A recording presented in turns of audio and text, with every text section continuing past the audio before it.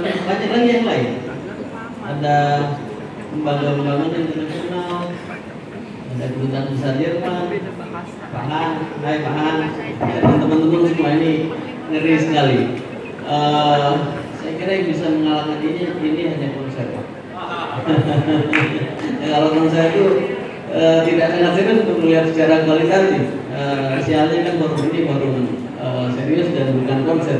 Karena kalau konser yang datang terakhir pasti bintang tamu. Jadi siapapun yang datang di awal-awal itu pasti band pembuka, Pak. Kalau ini kan sebaliknya saya kira. Selamat untuk Singkawang, Pak.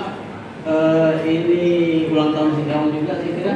Selamat ulang tahun untuk Singkawang, untuk pemerintahnya, untuk rakyatnya. Semoga Singkawang semakin kondusif, Singkawang semakin makmur dan pantang mudah-mudahan punya pesawat, punya bandara, Pak.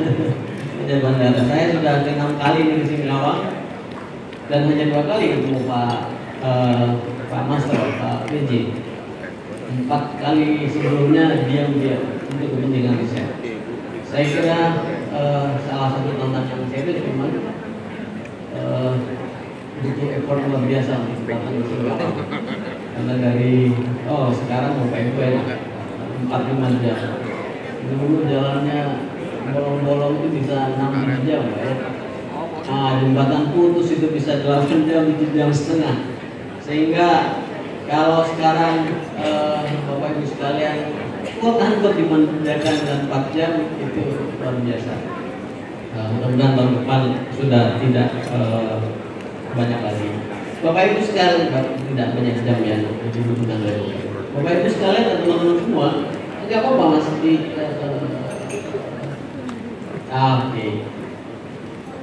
Indonesia ini sudah 6G, bukan 3G, 4G, 5G, tapi sudah 6G. 6G itu kalau kita bilang next, slide geser sendiri. Tidak perlu alat lagi. Jadi sebelum ada kata next jangan geser dulu. Nanti akan banyak yang saya akan next karena waktunya hanya 15 menit. Hanya konser yang pembicara terakhir itu kemudian tidak diingatkan waktu, bahkan minta tambah ya Pak Gatot ya. Karena ini forum akademik, nanti beberapa akan saya skip. 15 menit konseran waktu kita, saya menyiapkan 23 slide. Saya secara sengaja menggunakan kata inklusif dan tidak menyebut di situ kata toleran, karena dalam cara pandang kami, termasuk dalam IKT secara konseptual sering kami katakan bahwa toleransi itu levelnya ada 3. Pertama, level akseptasi. Kalau acuh tak acuh itu bukan toleransi Bapak Ibu sekalian. Kalau acuh tak acuh terhadap yang lain dengan alasan apapun, termasuk dengan alasan agama gitu ya, itu bukan toleransi. Karena toleransi itu menghendaki adanya pengorbanan. Toleransi itu kan kita harus berkorban terhadap yang lain. Kalau belum ada pengorbanan, sikap acuh tak acuh, gak mau tahu dengan alasan maaf, misalnya lakukan itu kemudian kita acuh tak acuh terhadap yang lain, itu bukan toleransi. Toleransi itu harus mengandung dimensi pengorbanan terhadap yang lain. Saya orang Madura dan saya dan kami di Madura yang NU yang mayoritas yang katanya 90%, 10% lainnya itu Muhammadiyah dan Kristen. Keguyonannya orang Madura itu kalau ditanya berapa orang berapa persen jumlah orang Islam di Madura, 90% Islam. 10%-nya 10% yaitu Muhammadiyah dan Kristen, dan jadi Muhammadiyah tidak dianggap sebagai Islam. Saking kuatnya itu di Madura. Saya sebagai orang Madura, NU mayoritas itu punya segala kuasa saya kira untuk mengambil regulasi. Tapi kalau hak itu tidak saya gunakan dan saya kemudian melepaskan hak itu bagian dari perjuangan dari diri kita sendiri untuk tidak memfavoritkan apapun identitas yang melekat pada diri saya, termasuk agama saya. Di Festival HAM 2000 berapa itu yang di Wonosobo, saya juga hadir sebagai pembicara. Salah satu bupati men-challenge saya. Kemudian bupati itu mengatakan, Mas, apa Apa salahnya? Saya itu Muslim. Kok kebetulan di pilkada kemarin itu saya menang. Kalau saya mengalokasikan anggaran, kalau saya kebetulan punya kuasa, dan saya kemudian memberikan beasiswa untuk menghafal Al-Quran, salah saya di mana? Saya bilang, Bapak salah. Karena Bapak telah mengistimewakan sekelompok warga di atas kelompok warga yang lain, hanya karena alasan identitas keagamaan. Itu diskriminasi dalam bentuk favoritisme. Pengistimewaan satu kelompok warga atas kelompok warga yang lain. Favoritisme itu diskriminasi. Saya katakan begitu. Jadi memang toleransi itu meniscayakan pengorbanan kepada yang lain. Itu level paling pertama. Naik sedikit level akseptasi itu, naik sedikit level rekognisi. Level rekognisi itu kalau kita membayangkan yang lain itu diperlakukan sama sebagai warga negara. Ketika lampu menyala merah, semua orang berhenti, apapun agama Anda. Karena apa? Karena setiap kita warga negara. Karena kita setiap warga negara ini adalah berkedudukan sama di depan negara, maka semua kita harus mendapat perlakuan sama dari negara. Itu level rekognisi. Level paling atas adalah inklusi. Itulah kenapa kami sering mengatakan inklusi itu adalah puncak dari toleransi. Kalau kita sudah berlaku inklusif, maka sesungguhnya level-level toleransi yang sebelumnya itu sudah kita lewati. Maka inklusi itu adalah puncak toleransi ketika kita sudah menganggap yang lain itu bagian dari kita dan harus dirangkul, di-include, harus kita libatkan sebagai bagian dari kita itu. Kalau kita inklusif, artinya kita tidak hanya perlu berbicara soal abilitas, ada difabel, kita harus include sebagai bagian dari kita. Ada perbedaan jenis kelamin, kita harus include. Kalau satu forum ini 4 semuanya laki-laki, itu tidak inklusif karena ada gender yang tidak terlibat di situ. Kalau satu forum ini semuanya berambut lurus, itu tidak inklusif. Kalau semuanya di forum ini berjilbab, itu tidak inklusif. Inklusif itu meniscayakan keberagaman, dan keberagaman itu bagian dari penyempurnaan kedirian kita. Kalau mekanisme itu bekerja otomatis di dalam otak dan hati kita, saya kira imaji tentang kebinekaan Indonesia, Bhinneka Tunggal Ika itu sudah berada pada level sangat ideal. Hanya persoalannya seperti yang tadi dibilang oleh Bu Atika, Mbak Atika itu sudah mengatakan juga, dan kami juga sudah menyatakan dalam berbagai banyak rilis kita bahwa kita memang masih soal toleransi ini masih soal terutama yang berkaitan dengan agama. Ini masih soal. Kalau berdasarkan asal daerah, golongan sudah mulai tipis-tipis lah. Madhab itu ya masih kencang sepanjang berkenaan dengan agama. Kalau ya organisasi tipis-tipis lah. Tapi kalau soal agama itu apapun, jangankan soal perbedaan Indonesia, Bapak Ibu sekalian, persoalan beda hari Idul Fitri itu kan kemarin bahkan ada peneliti yang bilang yang berbeda dengan pemerintah darahnya halal. Repot sudah. Ya repot sudah. Saya kira satu soal ini mau jadi soal kita, soal toleransi. Boro-boro inklusi gitu ya. Akseptasi penerimaan kita terhadap yang lain itu level paling rendah, itu masih jauh dari impian kita. Karena kalau kita ingin membangun masyarakat yang satu sama lain berterima, berarti satu saja PR-nya, haluskan ketidaksetujuan. Saya tidak selalu setuju dengan Anda, si A tidak selalu setuju dengan si B, tapi dalam tata kebinekaan, tata masyarakat inklusif tidak ada pilihan lain bahwa ketidaksetujuan itu harus dihaluskan. Saya ingin mengatakan yang lain itu kafir seperti perintah agama saya. Tapi karena saya toleran, saya memilih untuk masuk ke kamar mandi dan masukkan kepala saya ke bak mandi dan kemudian saya tidak kafir. Karena kalau saya mengatakan yang lain itu kafir dalam ruang publik, itu tidak toleran jelas. Karena saya tidak setuju terhadap yang lain dan kemudian saya ekspresikan tidak setuju itu. Karena saya mengatakan di depan rumah saya itu Katolik dan saya mengatakan ketidaksetujuanmu pada ritus Natal mereka itu bukan alasan pun benar bagimu untuk ambil batu dan kemudian timpuk kepalanya. Itu bagian dari penghalusan ketidaksetujuan. Hari ini banyak orang di antara kita, di tengah-tengah kita, yang tidak mau berkorban terhadap yang lain, bahkan dalam pengorbanan yang sangat kecil. Apa itu? Menghaluskan ketidaksetujuan. Ini yang dalam studi disebut sublimated disapproval. Penghalusan ketidaksetujuan. Ini PR gampang tapi kita belum kelar, terutama di urusan agama. Next, saya kira karena sudah saya paparkan tadi. Next mas. Oke. Karena saya berasumsi bahwa kita belum kelar di soal-soal toleransi yang berbasis agama, maka soal kebebasan beragama berkeyakinan mesti kita soal bahas secara khusus sebagai bagian dari dimensi hak asasi manusia. Hak asasi manusia menempatkan KBB sebagai non derogable rights. Tapi kalau kita bicara soal hak asasi manusia, jangan lupa ada perintah konstitusi yang menjamin hak dasar itu dipenuhi oleh negara, oleh kita semua. Pasal 29 ayat 2 itu dengan tegas mengatakan bahwa negara menjamin kemerdekaan tiap-tiap penduduk untuk memeluk agamanya masing-masing dan untuk beribadah menurut agama dan kepercayaannya itu. Itu bunyi verbatim dari pasal 29 ayat 2 yang saya tidak kurangi, tidak tambahi. Artinya apa?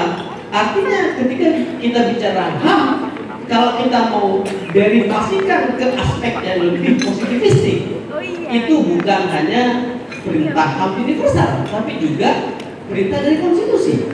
Dan bernegara itu kan berkonstitusi. Negara itu harus sepenuhnya mengacu pada konstitusi. Maka saya senang banget dengan gong perdamaiannya Palu. Saya pernah berkunjung ke sana. Gong perdamaian di Palu itu kan di atas gong itu kan, di gong itu ada agama-agama dan pengikatnya itu tiangnya itu di atas adalah Undang-Undang Dasar 1945. Itu sudah sangat betul bahwa rujukan paling aksa kita bernegara itu adalah berkonstitusi. Maka tidak ada alasan apapun bagi kita, termasuk alasan agama, untuk menegasikan perintah konstitusi.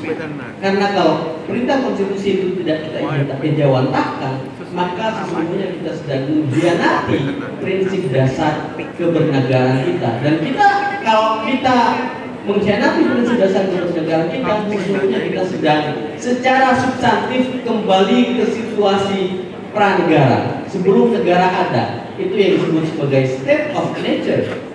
Situasi sebelum negara ada itu prinsipnya adalah hukum rimba. Siapa yang menang? Ya, dia yang kuat. Yang kuatlah yang menang. Prinsip the survival of the fittest bekerja di situ. Maka aneh saja kalau kemudian penolakan tempat ibadah itu terjadi. Data kami nanti salah satu slide akan saya ulas mengenai itu. Next.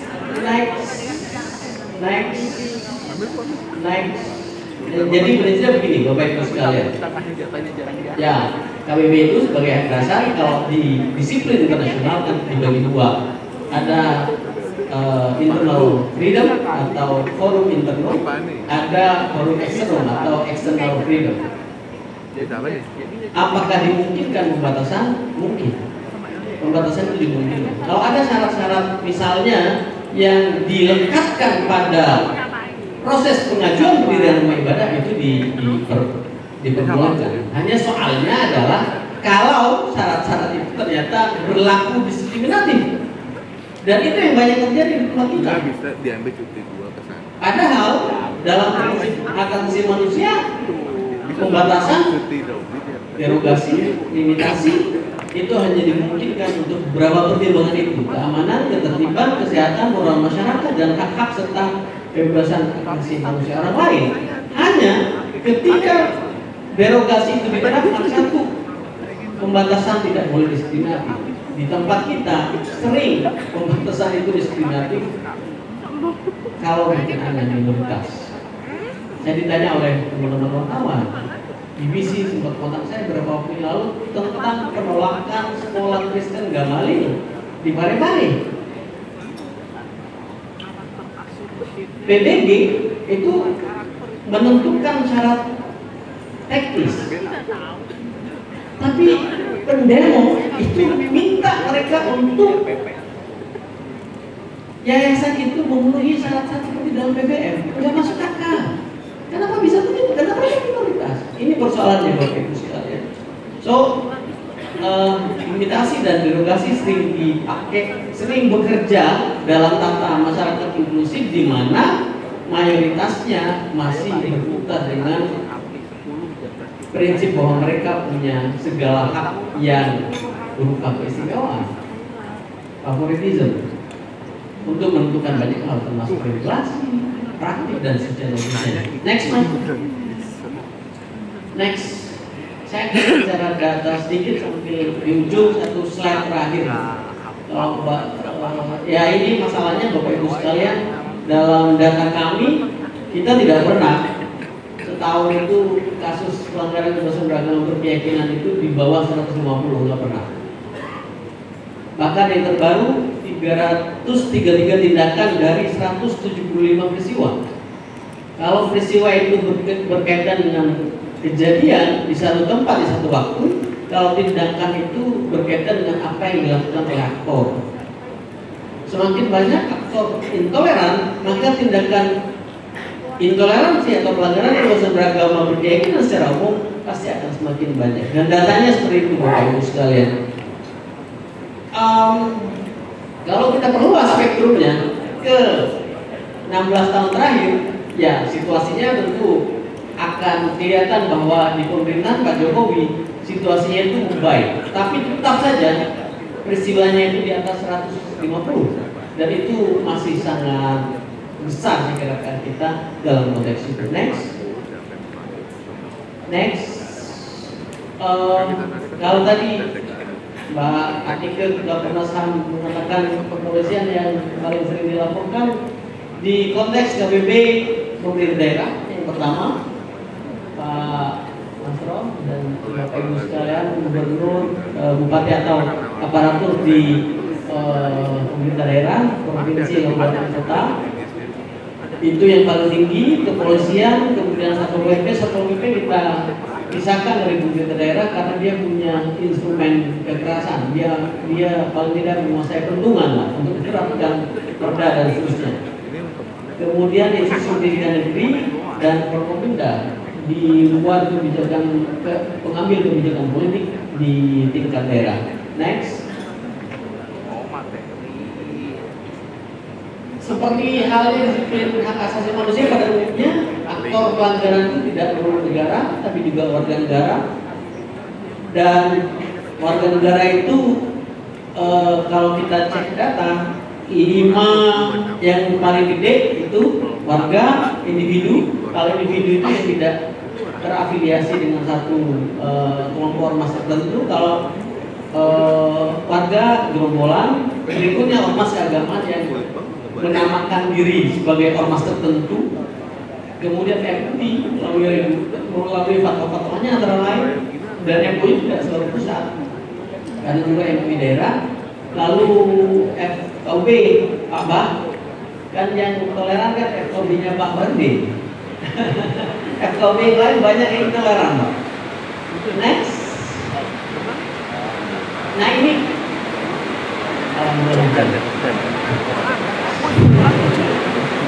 ada nih ya, ini yang namanya hujan ini kita ingat namanya tapi lupa rasanya. Udah hampir 3 bulan di Jawa itu ada 50 case terbaru dan selalu ada kalau dilihat ada kemungkinan peningkatan Bapak Ibu sekalian. Di kasus penolakan ibadah itu dalam kami di tahun 2022 itu 50 peristiwa. Dan itu meningkat, ya turun sedikit itu di tahun 2020. Di data yang saya intip dari Kementerian Agama, di tahun 2022 gangguan rumah ibadah, penolakan rumah ibadah, datanya lebih banyak bahkan 23. Artinya case-nya kurang lebih yang di-report oleh kami masyarakat sipil dan yang di-report oleh negara kurang lebih sama. Sekitar 50-an. dan saya intip data kami sampai Oktober itu ada tren peningkatan.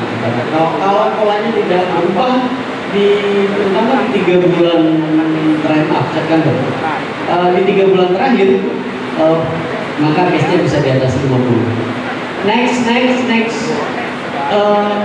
Lanjut aja mas, lanjut. Gereja, masjid, oke, lanjut. Saya akan ke 2 slide terakhir karena Mas Gatot kayaknya akan menulis sesuatu deh. Waktunya soalnya. Nanti bisa dibaca teman-teman Bapak Ibu sekalian di slide yang saya sudah bagikan juga ke panitia. Saya kira 2 agenda terakhir karena saya menyebut tanggung jawab negara. Terus next.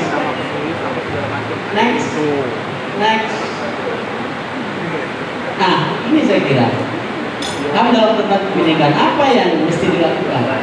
Next. Ini slide ketiga sebelum terakhir. Tahan di sini, di hold dulu. Bapak Ibu sekalian, kalau kita cek data, soalnya selalu 3. Masalahnya selalu 3. Pertama persoalan regulasi, yang kedua persoalan kapasitas aparatur, yang ketiga persoalan penegakan hukum. Beberapa kelompok warga yang melakukan penolakan, alasannya kan regulasi penolakannya ada. Regulasi yang memungkinkan mereka menolak ada, misalnya PBM, itu dijadikan sebagai alasan tuh. Yang lain adalah misalnya penolakan terhadap pengayaan kepercayaan itu karena ada rekomendasi dari Pak Prakom. Maka saya nggak tahu di undang-undang kejaksaan itu masih aja, padahal kita soal selalu. Kalau kita bicara soal teman-teman semua, kalau kita bicara soal criminal justice system, ya apa relevansinya? Badan Koordinasi Pengawasan Pengayat Kepercayaan Masyarakat itu, pengawasan kepercayaan masyarakat itu ada di kejaksaan, nggak ada relevansinya. Kalau fungsi intelijen itu harus ada di kejaksaan, ya mestinya tidak untuk memata-matai kepercayaan warganya. Tapi itu sampai detik ini, undang-undang kejaksaan sampai sekarang kita pernah persoalkan, nggak pernah berubah. Bahkan selalu ada dan mereka selalu menjadi agen surveillance untuk teman-teman pengayat, termasuk untuk new religious movement yang ada di Indonesia. Persoalan regulasi mesti kita soal. Yang lain adalah persoalan kapasitas aparatur. Regulasi ada, kapasitas aparatur juga rendah. Negara itu tugasnya mengambil tindakan yang tepat ketika peristiwa terjadi. Banyak violation by omission karena aparaturnya tidak tahu mau ngapain. Bahkan kepolisian kalau kita cek beberapa kasus, di kasus Cikesik, di kasus Sampang, mereka nontonin aja. Ya bagus di kasus Sintang, polisi misalnya mengamankan teman-teman Ahmadi yang putri dan anak-anak. Kalau kita cek video itu nggak ada satupun perempuan dan anak-anak. Tapi di kasus Cikesik itu banyak. Di kasus Cipetik. Oke, next. Penegakan hukum. Yang lain di level warga ada 4 soal utama, Bapak Ibu. Dan ini tanggung jawab negara. Betul, case-nya ada di masyarakat, tapi tanggung jawab untuk menghandle itu ada di level negara. Di level negara negara harus ngambil obligasi itu. Negara sebagai duty bearer. Soal-soal di tengah masyarakat itu ada persoalan literasi, ada persoalan segregasi. Karena minimnya ruang perjumpaan, ada persoalan konservatisme. Saya nggak tahu kenapa negara memfasilitasi kelompok-kelompok konservatif itu. Dan itu real terjadi. Iya, kita tahu semua menyoal keluarnya surat edaran Mahkamah Agung yang memerintahkan pengadilan negeri untuk menolak permohonan pencatatan pernikahan beda agama. Problematik. Karena apa? Karena dulu kita biasa banget melihat keluarga-keluarga Pancasila yang anggota keluarganya mereka beda agama biasa saja. Tapi dengan menguatkan konservatisme yang kemudian difasilitasi oleh negara, saya kira masyarakat kita itu menjadi semakin konservatif.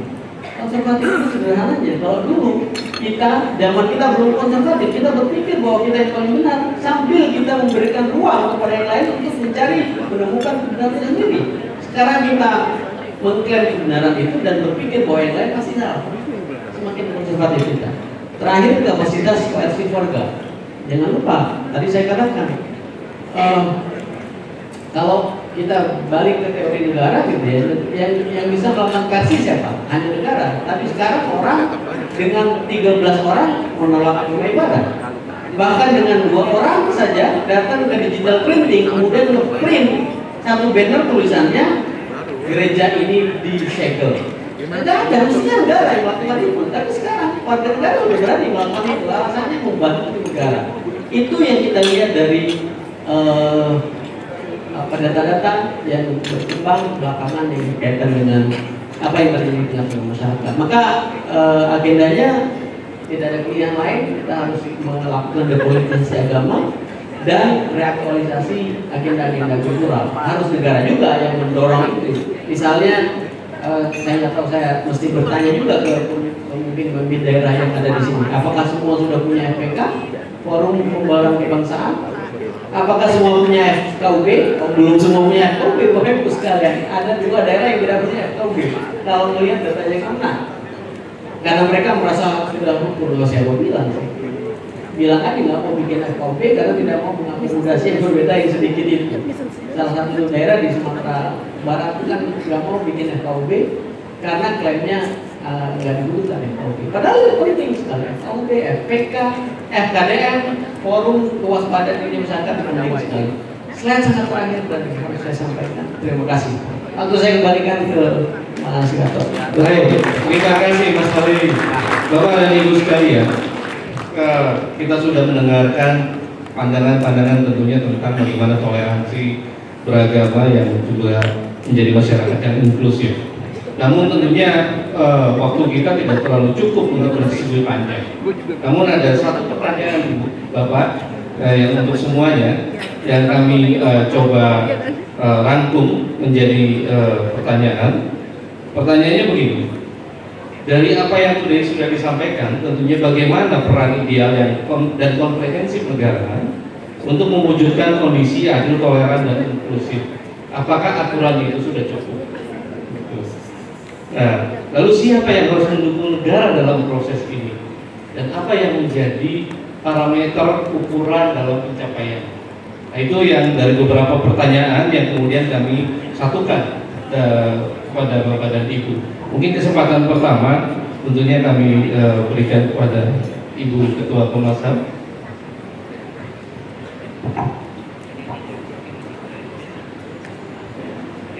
Ini pertanyaan moderator, pertanyaan disertasi, susah banget menjawabnya tanpa riset. Saya tidak akan menjawab, itu pertanyaan nggak mungkin dijawab dalam tempo seperti ini ya. Tapi yang kembali kita menggunakan prinsip hak asasi bahwa negara adalah duty bearer, pemegang tanggung jawab bagi pemajuan dan perlindungan dan pemenuhan hak asasi manusia. Nah, maka negara diberi perangkat untuk melaksanakan tanggung jawabnya. Yang pertama, menciptakan regulasi. Artinya regulasi yang diciptakan harus sejalan dengan prinsip-prinsip hak asasi. Kalau regulasinya justru bertentangan atau bahkan berpotensi menyebabkan terjadi pelanggaran HAM, maka regulasi itu harus diperbaiki. Yang kedua, negara memiliki perangkat dan sumber daya untuk membuat program-program pelayanan kepada masyarakat. Misalnya pelayanan pendidikan, izin-izin untuk peribadatan, ya, dan fasilitas-fasilitas lain dalam dimensi pemenuhan hak asasi. Artinya kalau negara ingin efektif dalam memenuhi hak asasi, maka kita bisa lihat dari pertama struktur anggaran, baik di pemerintah pusat maupun di pemerintah daerah. Apakah anggaran itu dialokasikan untuk mendorong pemenuhan hak asasi yang lebih inklusif kepada setiap anggota masyarakat atau warga? Dan yang ketiga, negara memiliki tanggung jawab untuk perlindungan hak asasi manusia.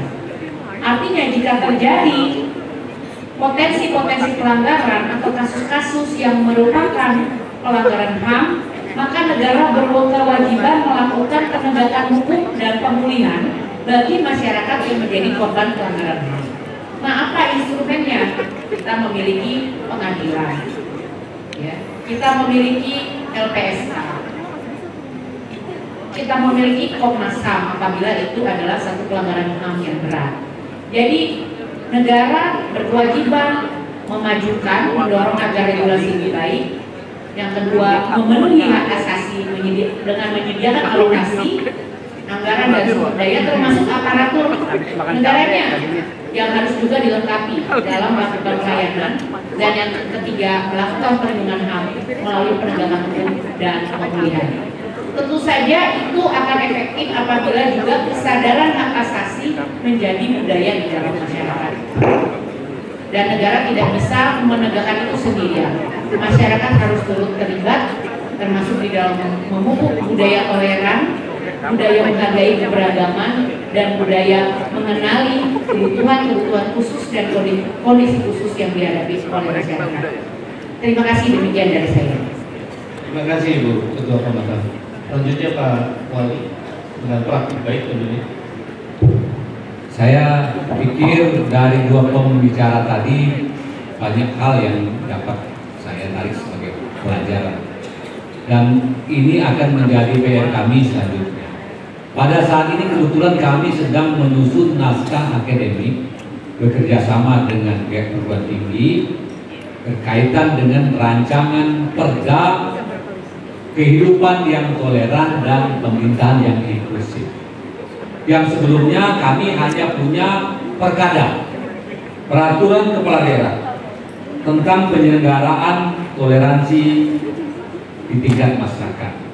Kami ingin tingkatkan kekuatan hukumnya menjadi perda, karena dengan perda itu sendiri nanti akan lebih banyak kita berbicara dan menegaskan tentang hal-hal yang berkaitan dengan upaya-upaya kita mendorong kehidupan yang toleran dan inklusif.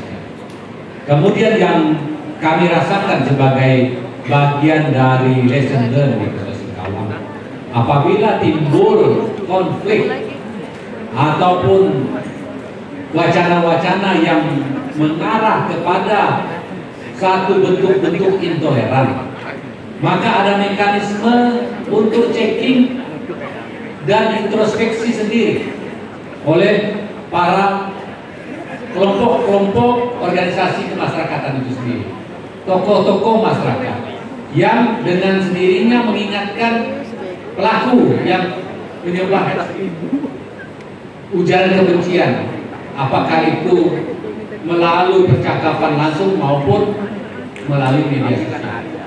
Kami bekerja sama dengan Polri, dalam hal ini Polres Singkawang, untuk mempunyai satu gugus tugas yang berkaitan dengan cyber, ya, crime tadi ini. Dan ada satu tugas yang kami perkuatkan di Dinas Kominfo.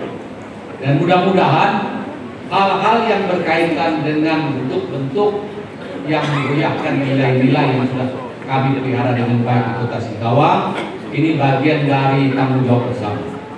Pemerintah Kota Singkawang tidak berpretensi sendiri mampu tanpa didukung oleh elemen dan stakeholders yang mempunyai satu bentuk responsi dan ownership tentang nilai-nilai yang baik tadi.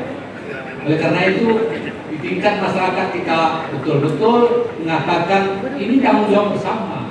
Bukan hanya saya sebagai PT atau camat atau lurah atau Kemenak tidak akan mampu apabila tidak berangkat dari satu keinginan bersama untuk memelihara tatanan yang menuju kepada nilai-nilai kemanusiaan yang lebih baik.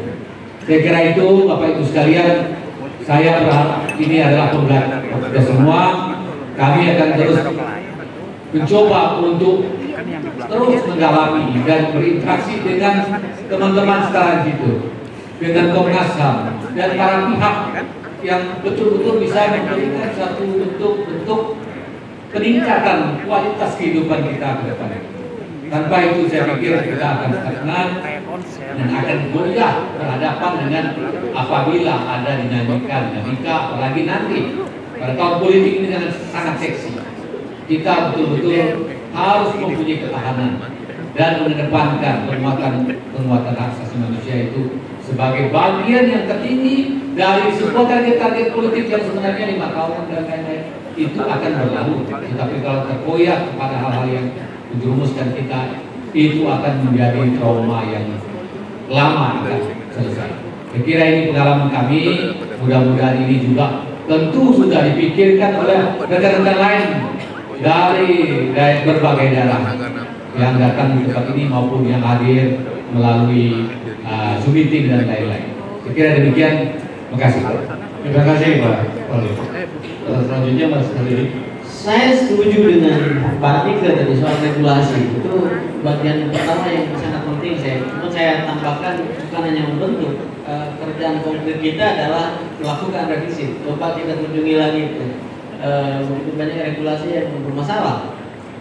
Sekian ratus perda diskriminatif itu ada di tingkat daerah, itu kata Komnas Perempuan, bukan kata saya. Kami mengidentifikasi ada 75 perda intoleran dan diskriminatif yang basisnya agama. Itu soal-soal yang mesti kita tinjau. Undang-undang kejaksaan kita doronglah KSP untuk bisa memperbaiki situasi ini, karena di dalamnya ada beberapa faktor yang secara pengembangan problematik dan itu menjadi pemantau atau pengait kepercayaan untuk kemudian menjadi objek diskriminasi. Ini satu soal yang menurut saya mesti kita handle bersama-sama. Akhirnya saya akan bergeser ke bagian yang kedua. Saya kira penting untuk menyadari sepenuhnya bahwa negara ini bukan satu-satunya aktor. Banyak hal yang kita bisa dorongkan dari negara untuk masyarakat itu punya inisiatif mereka sendiri. Apa yang kita sebut sebagai resiliensi, ketahanan, kelembangan di tengah-tengah masyarakat itu mungkin terjadi, hanya kadang mereka butuh inisiator dan negara sebagai duty bearer harus mendorong inisiatif